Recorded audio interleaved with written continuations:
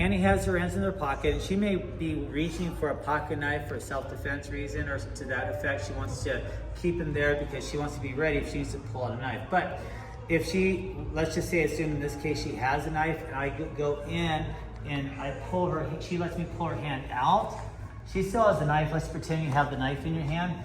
But if I could go behind her, push her elbow against my chest, slide the hands up to here, take this elbow and slide it up to her neck, I get to a point where she's fully stretched out. It's easy for me to just take the knife out and use it against her. So what we need to make sure is this hand should not go behind your hip, right? Once it's behind there, I've got a lot of control. So who cares? I don't care if she has a knife there, either with the blade out or blade not, because she's probably gonna stab herself if the blade's out, right? With a pocket knife, maybe not.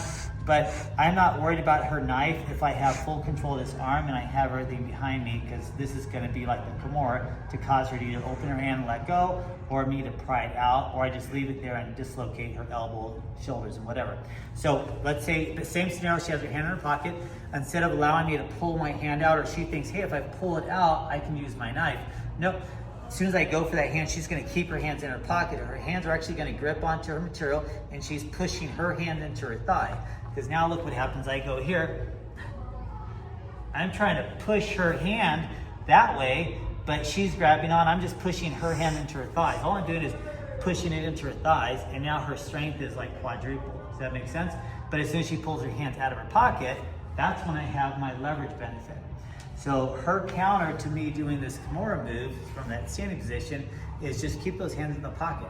But everybody wants to try to go for the pockets and then pull their hands out thinking, oh, I got something in my pocket, roll a quarter, brass knuckles, gun knife, whatever. Well, again, as soon as you have it out and it can get behind you, I can't really do a whole lot of damage with a weapon that I can't see or grip, or I don't have the flexibility to point it in any one direction. So work that drill.